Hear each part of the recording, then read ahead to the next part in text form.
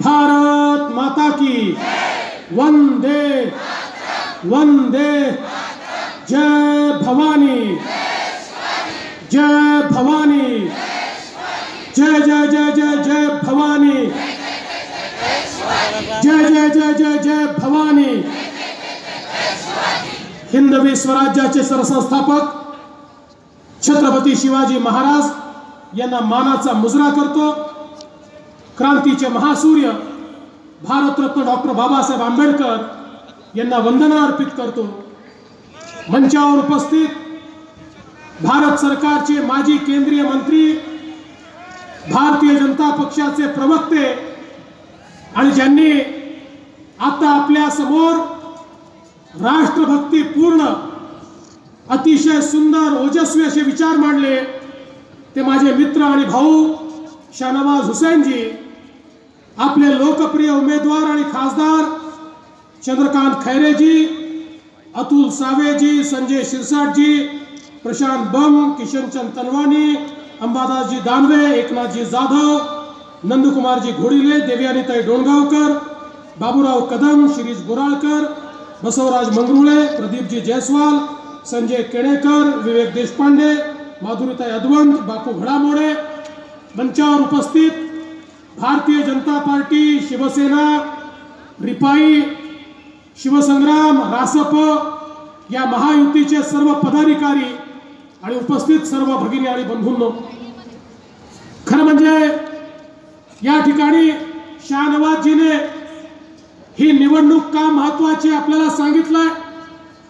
ही निवडणूक ही गल्लीची निवडणूक नाही आहे, ही दिल्लीची निवडणूक आहे।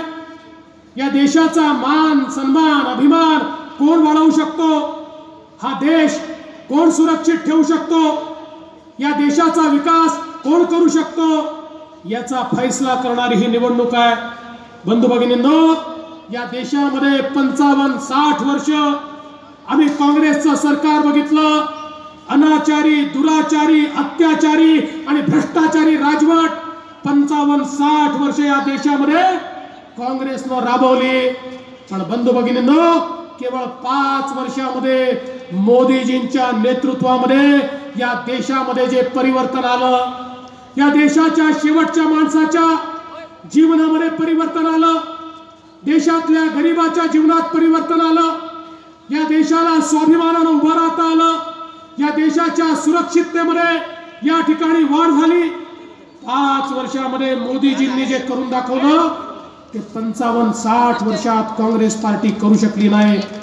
पण बंधू भगिनींनो, निवडणुका आल्या की काँग्रेस पार्टी तेच नारे देते, तेच नारे देते। पुन्हा एकदा राहुल गांधींनी नारा दिला, गरिबी हटाओ।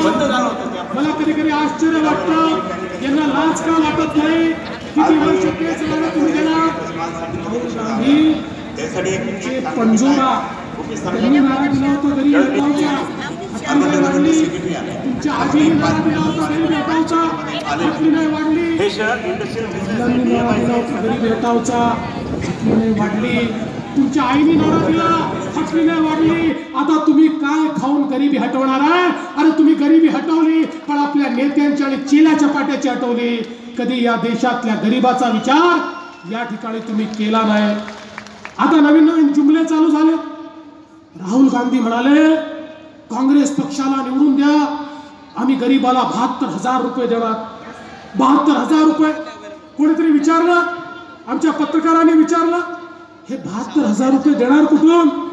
आता राहुल गांधींना सांगताच आलं नाही, कारण आपल्याला माहिती आहे राहुल गांधींची सवय, जे लिहून दिलं ते वाचतात, त्याच्या पलीकडे माहिती नसतं, त्यामुळे ते सांगूच शकले नाही। बाजूला चिदंबरम होते, चिदंबरम यांना विचारलं, चिदंबरमजी तुम्ही तरी सांगा, या ठिकाणी कशा प्रकारे हे राहुल गांधी या ठिकाणी 72,000 रुपये देणार आहेत? चिदंबरम त्या ठिकाणी हसले, काय झालं, गेल्या 2-3 वर्षात देशाच्या तिजोरीत पैसा येतोय, पुढच्या 2-3 वर्षात देशाच्या तिजोरीत पैसा येणार आहे, हा पैसा आला की आम्ही तो गरीबाला वाटू। म्हणजे आईजीच्या जीवावर बाईजी उदार।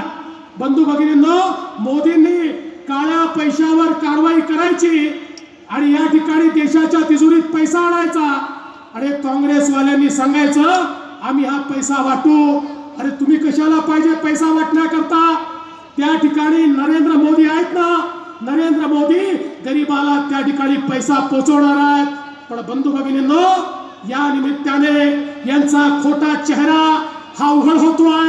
आणि आपण सगळ्यांनी एक गोष्ट लक्षात ठेवली पाहिजे, हे लोक जे आहेत केवळ खोटं बोलतात. खोटं बोल पण रेटून बोल, हीच यांची पद्धत आहे. काय रे बाबा, हा गोपीनाथजींचा फोटो आहे, मग काय हरकत नाही, आमचे नेते आहेत, काय अडचण नाही. गोपीनाथजी आमचे नेते आहेत. मी म्हटलं कोणाचा फोटो घेऊन आला बाबा आपल्या ह्याच्यात? गोपीनाथजीचा फोटो ज्यांनी दाखवला त्यांचं मी स्वागत करतो, कारण गोपीनाथजींमुळेच आज भारतीय जनता पार्टी इथपर्यंत आली आहे.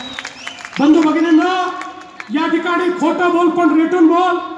काँग्रेस पक्षानं या ठिकाणी काय सुरू केलं?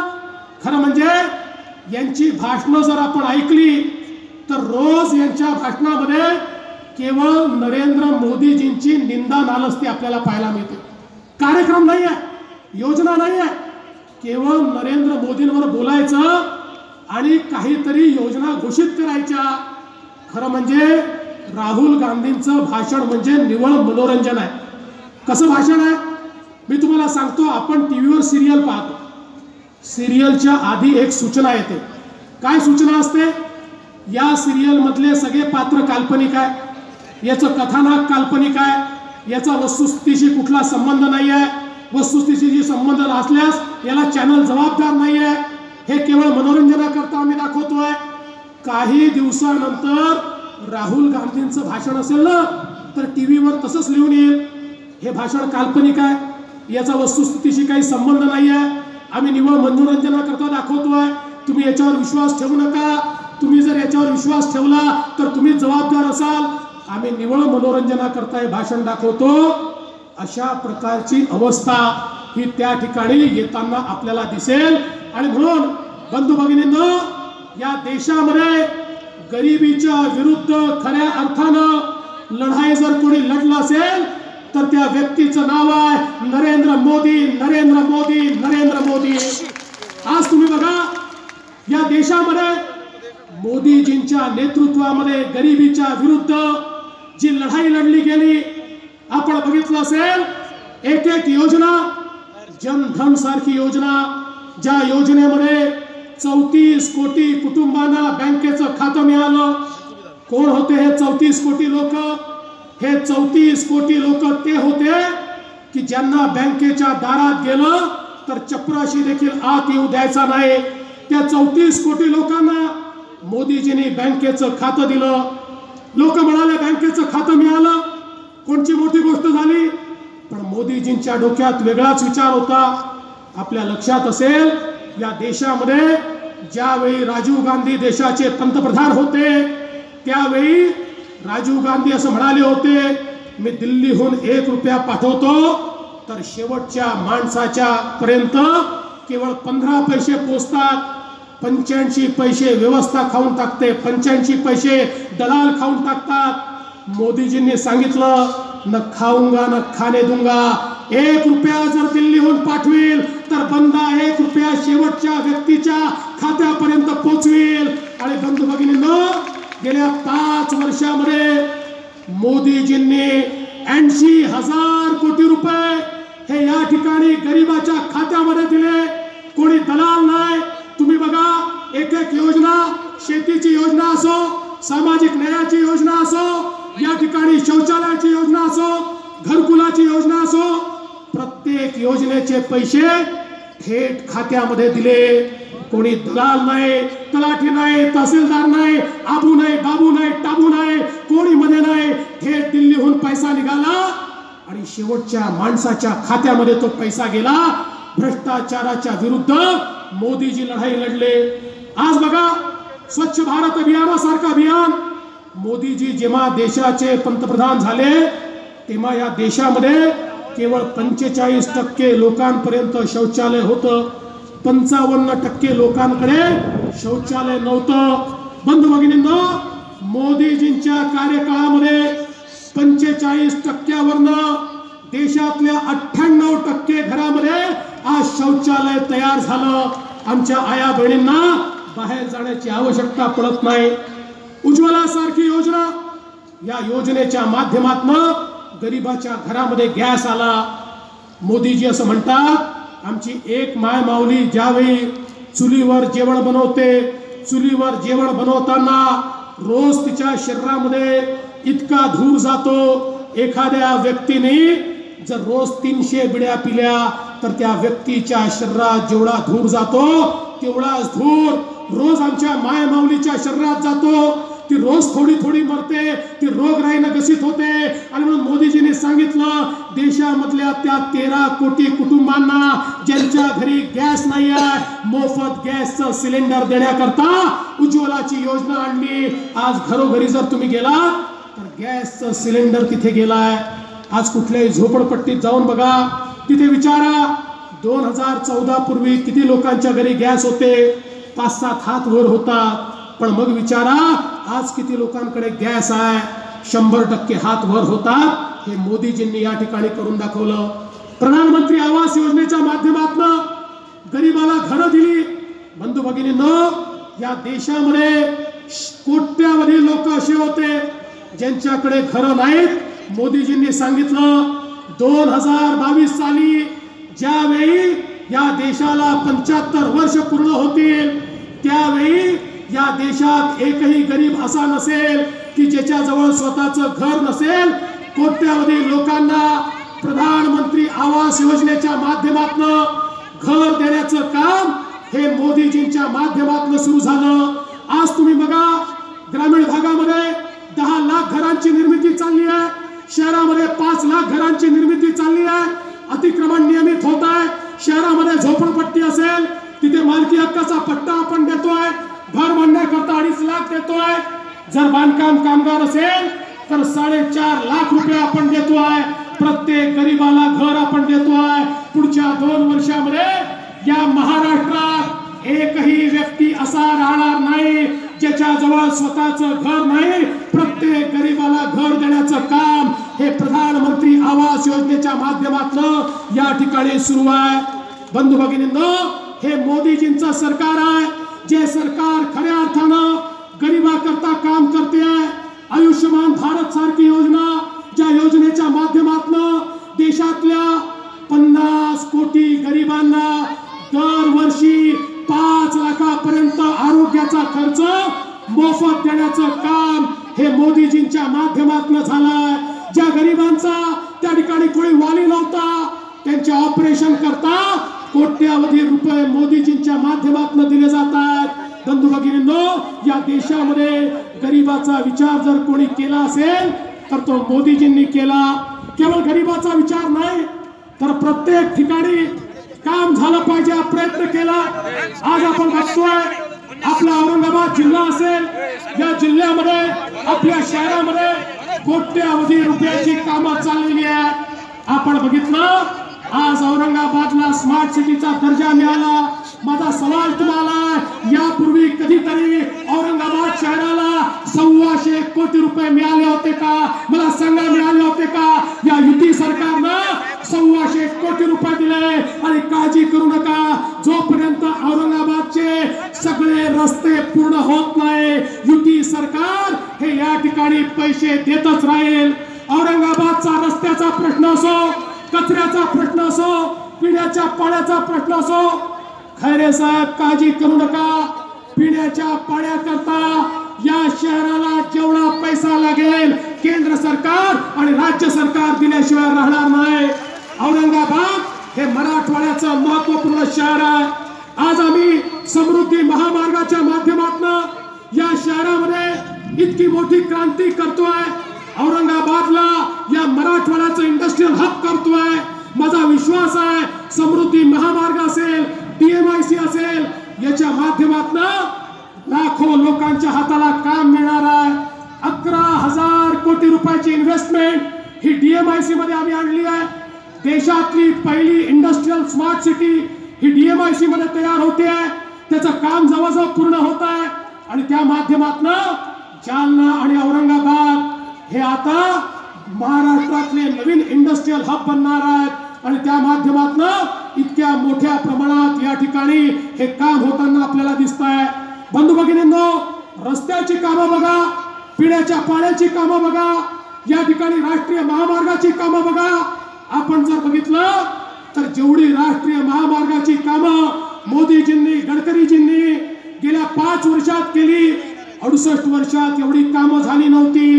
68 वर्षामध्ये या देशामध्ये महाराष्ट्रात आम्ही केवळ 5000 किलोमीटरचे राष्ट्रीय महामार्ग तयार केले आणि केवळ 5 वर्षामध्ये 20,000 किलोमीटरचे राष्ट्रीय महामार्ग या महाराष्ट्रामध्ये मोदीजींनी आणि गडकरीजींनी तयार केले. बंधू भगिनींनो, आपण जर बघितलं रस्ते असतील, सिंचनाच्या व्यवस्था असतील, या मराठवाड्यामध्ये इतका सिंचनाचा बॅकलॉग तयार झाला, पण मराठवाड्याच्या हक्काचं पाणी हे तर आम्ही परत आणलंच, पण या सिंचनाचा बॅकलॉग दूर करण्याकरता एकट्या औरंगाबाद जिल्ह्याला 2,500 कोटीपेक्षा जास्त पैसा इथले ज्या योजना आहेत त्या योजना पूर्ण करण्याकरता आपल्या सरकारनं दिला. पण बंधू भगिनींनो, ही निवडणूक जशी विकासाची निवडणूक आहे तशी ही निवडणूक राष्ट्रीय अस्मितेची निवडणूक देखील आहे. या ठिकाणी खऱ्या अर्थानं शाहनवाजजींनी सांगितलं हे खरं आहे. या ठिकाणी लढाई कशी आहे? या ठिकाणी भारत माता की जय म्हणणाऱ्यांमध्ये आणि भारत मातेला शिव्या देणाऱ्यांमध्ये ही लढाई आहे. ही लढाई देशाच्या अस्मितेची लढाई आहे, या देशाच्या सुरक्षेची लढाई आहे. आपण बघितलं या देशातलं वातावरण कसं होतं मोदीजी येण्याच्या आधी. आपण बघितलं मुंबईमध्ये 2008 साली बॉम्बस्फोट झाले. मुंबईच्या बॉम्बस्फोटामध्ये किड्या मुंग्यासारखे आमचे लोक मारून टाकले. पाकिस्तानी आतंकवाद्यांनी आमच्या देशामध्ये हल्ला केला, पण आमच्या सरकारमध्ये हिम्मत नव्हती की आमचं सरकार हे म्हणेल या ठिकाणी पाकिस्तान्यांना त्या ठिकाणी आव्हान देईल. काय केलं तेव्हाच्या काँग्रेसच्या सरकारनं? बॉम्बस्फोट झाल्यानंतर काँग्रेसच्या सरकारनं केवळ पाकिस्तानचा निषेध केला, मग तीव्र शब्दात निषेध केला, मग युनायटेड नेशन मध्ये गेले, तिथे रणगाणं गायले. बघा बघा तो पाकिस्तान आमच्या बाजूचा देश आमच्याकडे येऊन बॉम्बस्फोट करतो. म्हणजे एखाद्या गल्लीमध्ये बंडूनी खंडूला मारायचं आणि खंडूनी बापाकडे जाऊन सांगायचं बघा बघा तो बंडू मला मारतो, तुम्ही त्याला जाऊन रागवा. अरे 125 कोटीच्या देशाच्या प्रधानमंत्र्यामध्ये हिम्मत नव्हती की ते उभे राहून सांगतील खबरदार पाकिस्तान आमच्या देशात घुसला तर तुमच्या देशामध्ये घुसून आम्ही तुम्हाला मारू, हे सांगण्याची हिम्मत या देशाच्या पंतप्रधानामध्ये नव्हती. पण बंधू भगिनींनो, या देशामध्ये परिवर्तन झालं. मोदीजींच्या नेतृत्वामध्ये एक नवीन सरकार या ठिकाणी आलं. 2016 मध्ये उरीमध्ये आमच्या सैनिकांवर हल्ला झाला, आमच्या सैनिकांना शहीद केलं. आमचे सैनिक शहीद झाल्यानंतर मोदीजींनी सेनेला सांगितलं या ठिकाणी आपल्या शहीदांच्या रक्ताचं मोल काय आहे या पाकिस्तानी आतंकवाद्यांना दाखवून द्या. या भारताच्या जाबाज सेनेनं पाकिस्तानमध्ये जाऊन सर्जिकल स्ट्राईक केला आणि त्या ठिकाणी दहशतवाद्यांचे अड्डे उद्ध्वस्त करून टाकले. आमची सेना परत आली. बंधू भगिनींनो, भारताच्या सेनेमध्ये ही ताकद नेहमीच होती, पण भारताच्या नेतृत्वात ही हिम्मत नव्हती की सेनेला सांगेल जा आणि त्या ठिकाणी तुम्ही हल्ला करा. ती ताकद नरेंद्र मोदी मध्ये होती आणि म्हणून या ठिकाणी नरेंद्र मोदींनी सेनेला सांगितलं मी तुमच्या पाठीशी आहे. पण हा पाकिस्तान कुत्र्याच्या शेपटीसारखा देश, कुत्र्याची शेपटी वाकडी ती वाकडी, या वाकड्या शेपटीनं पुन्हा पुलवामा मध्ये आमच्या CRPFच्या जवानांवर हल्ला केला. 40 पेक्षा जास्त आमचे जवान हे त्या ठिकाणी मृत्युमुखी पडले, शहीद झाले. बंधू भगिनींनो, आमचे जवान शहीद झाल्यानंतर मोदीजींनी सेना प्रमुखांना सांगितलं मी तुम्हाला अधिकार देतो, केव्हा जायचं तुम्ही ठरवा, कसं जायचं तुम्ही ठरवा, किती वाजता जायचं तुम्ही ठरवा, पण माझ्या 40 जवानांच्या रक्ताचं मोल काय आहे हे या पाकड्यांना कळलंच पाहिजे. आणि बंधू भगिनींनो, आताची सेना ही जाबाज सेना आहे, ही थकत नाही, ही रुकत नाही, ही झुकत नाही, ही विकत नाही. आमच्या जाबाज सेनेनं रात्री 3:30 वाजता बालाकोट मध्ये हवाई हमला केला आणि पाकिस्तानी आतंकवाद्यांना उद्ध्वस्त करून टाकलं. बंधू भगिनींनो, आमच्या सेना प्रमुखांनी सांगितलं या ठिकाणी पाकिस्तान मध्ये बालाकोट मध्ये दहशतवाद्याचे अड्डे आम्ही नेस्तनाबूत केले. अमेरिकेने मान्य केलं, रशियाने मान्य केलं, चीनने मान्य केलं. पण केवळ 2च लोक असे होते जे म्हणत होते पुरावा काय आहे, पुरावा काय आहे. एक होता पाकिस्तान, त्याला अवघड जागेचं दुखणं होतं, सहनही होत नाही, सांगता येत नाही अशी पाकिस्तानची स्थिती होती. आणि दुसरी होती काँग्रेस पार्टी, जी रोज म्हणत होती पुरावा काय, पुरावा काय. अरे मी म्हटलं तुम्ही आधी सांगितलं असतं तर जे रॉकेट बालाकोट मध्ये पाठवलं त्यासोबत तुमचा एखादा नेता बांधून पाठवला असता, म्हणजे त्याला कळलं असतं आमच्या सेनेचा शौर्य काय आहे. पण बंधू भगिनींनो, मी तुम्हाला हे सांगण्याकरता आलो आहे. ही कथा इथेच संपत नाही आहे. ही राष्ट्रीय अस्मितेची निवडणूक आहे. या निवडणुकीमध्ये एक गोष्ट लक्षात घ्या, काँग्रेसचा जाहीरनामा बघा. काँग्रेसच्या जाहीरनाम्यात ते असं म्हणतात, देशात आमचं सरकार आलं तर जम्मू काश्मीर मधनं आम्ही सेना कमी करू. देशात आमचं सरकार आलं तर काश्मीर मध्ये सेनेला दिलेले विशेष अधिकार हे आम्ही काढून टाकू. काय विशेष अधिकार आहेत आमच्या सेनेला? 2च विशेष अधिकार आहे. हे पाकिस्तानी आतंकवादी आपल्या देशात आले तर तिथेच त्यांना गोळ्या घालण्याचा अधिकार आहे. आणि आमच्या सेनेवर पाकिस्तानकडनं पैसे घेऊन भाडोत्री लोक जे त्या ठिकाणी गोटमार करतात त्यांना जेलमध्ये टाकण्याचा अधिकार आमच्या सेनेला आहे. आणि काँग्रेस म्हणते सेनेचा अधिकार काढून टाकू. माझा सवाल आहे, उद्या ज्यावेळी आमच्या सेनेवर हल्ला करतील, आमच्या सेनेला छातीवर गोळ्या घ्याव्या लागतील, पण गोळ्या मारता येणार नाही, कारण काँग्रेस सरकार त्यांचे अधिकार काढणार आहे. मला सांगा, ज्यावेळेस एखाद्या शहीद जवानाचं पार्थिव त्याच्या घरामध्ये आम्ही नेऊ आणि आमची आई, आमची बहीण, तिचा मुलगा हा मला विचारेल की माझ्या घरचा माणूस शहीद का झाला, तर त्याला आम्ही काय सांगायचं की काँग्रेसचं सरकार आलं आणि त्यांनी अधिकार काढून टाकले आणि तुझ्या पोराला सांगितलं फक्त छातीवर गोळ्या खा, गोळ्या मारण्याचे अधिकार तुला नाही आहे. अरे कुठे चाललाय भारत? कुठे घेऊन चाललाय तुम्ही भारताला? काय तुमच्या मनामध्ये आहे? बंधू भगिनींनो, याच्याही पेक्षा भयानक काय आहे, हे काँग्रेस पार्टीचा जाहीरनामा म्हणतो आम्ही जर निवडून आलो तर या ठिकाणी आम्ही 124A कलम काढून टाकू. कलम 124A काय आहे? कलम 124A देशद्रोहाचा गुन्हा. देशद्रोहाचा गुन्हा आम्ही काढून टाकू. या देशात कोणी यावं आणि देशद्रोह करावा. 124A म्हणजे उद्या जर एखाद्या व्यक्तीने म्हटलं डॉक्टर बाबासाहेब आंबेडकरांचं संविधान मला मान्य नाही आहे, मी जाळून टाकेल, तर 124A अंतर्गत त्याला जेलमध्ये टाकता येतं. एखाद्याने सांगितलं भारताचा तिरंगा झेंडा मला मान्य नाही आहे, मी पाकिस्तानचा झेंडा घेईन, 124A मध्ये त्याला तुरुंगात टाकता येतं. माओवादी, नक्षलवादी, आतंकवादी यांना 124A अंतर्गत तुरुंगात टाकता येतं. आणि हे काँग्रेसचे लोक म्हणतात आम्ही 124A काढून टाकू. त्या नादान लोकांनी त्या दिल्लीच्या विद्यापीठात नारे दिले, भारत तेरे तुकडे हो गए 50, पाकिस्तान जिंदाबाद. आमच्या पोलिसांनी 124A अंतर्गत त्यांना जेलमध्ये टाकलं. या काँग्रेसवाल्यांना एवढं दुःख होत आहे, ते म्हणतात आम्ही 124A काढून टाकू. माझा सवाल तुम्हाला, या देशामध्ये जर देशद्रोह गुन्हा ठरणार नाही तर मग काय गुन्हा ठरणार आहे? मला सांगा, काय गुन्हा ठरणार आहे? अरे या ठिकाणी कोणाला मदत तुम्ही करताय? बंधू भगिनींनो, ज्यावेळी तुम्ही या ठिकाणी आमच्या खैरे साहेबांच्या धनुष्यबाणाची बटन दाबणार आहात, ज्यावेळी खैरे साहेबांच्या धनुष्यबाणाची बटन तुम्ही दाबणार आहात, मत सरळ मोदीजींना मिळणार आहे. आणि मोदीजी या मताच्या भरोशावर एका हातात भारताचं संविधान, दुसऱ्या हातात भारताचा तिरंगा झेंडा घेऊन ज्यावेळी पुढे जातील, या भारताला कोणी थांबवू शकणार नाही.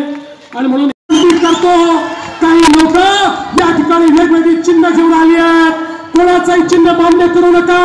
आपल्या युतीचं एकच चिन्ह आहे, धनुष्यबाण, धनुष्यबाण, धनुष्यबाण.